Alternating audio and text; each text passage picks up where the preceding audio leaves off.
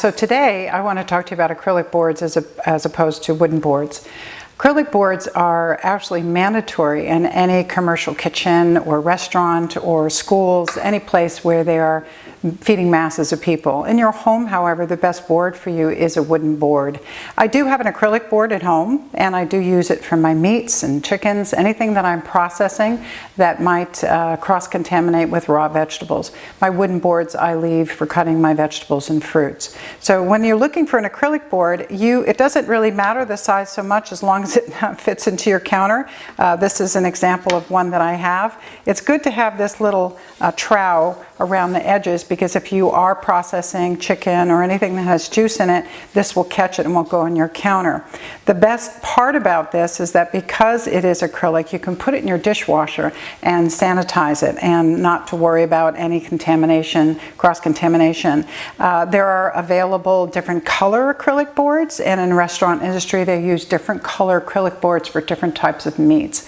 But at home I prefer the wooden board, and the reason is this acrylic board will absolutely kill a knife. If you have a good knife and you use it on the acrylic board won't give, and so the knife will resist, or the acrylic board will resist the cut of the knife and dulling the knife in the process. And if you're going to spend some decent money on a knife, you do want to have a knife, you want to have a board that is kind to a knife. So that's why I use this really for processing animal protein, disinfect it, and then it's put to the side.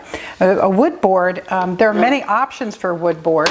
This is a beautiful small one that I was gifted for Christmas, actually. It's very nice. It's a little bit too small for a lot of processing that I do, but I think if you're doing a small amount of vegetables, that's great. You want to look for a board that's thick. That's very important. A lot of thin boards will warp simply because they're too thin. Also, if you can see really closely that it's actually put in pieces. This is not one solid piece of wood, and the reason for that is when it's pieced together, when water is soaked into the board, it will help to sort of like a sidewalk. The reason why we don't lay cement one solid piece, we lay it in sections. The same reason for a wooden board, we have the ability to be able to withstand the expansion and contraction of water in it. That's the other thing too.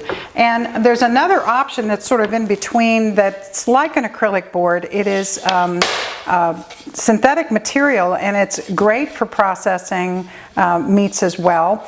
So that's an option. It looks like a wooden board, that's why I wanted to show it to you, but it's actually not. You can hear by the sound of it, it's not a wooden board. The board that I use at home mostly is this big mama. This is my board at home, and it's also the board that I use in my cooking classes. And it's actually a meat carving board. Originally was designed for it, again because of the trowel. That's to catch the juices, but of course it catches the juices of the vegetables that I'm processing. It also has feet on the bottom, as you can see. And because of the feet, I really don't use the bottom, obviously, and because of that, I don't have to really oil both sides of the board. So again, this is all sectioned, and this is a nice thick board, and as long as you take care of your boards, it will last a very long time.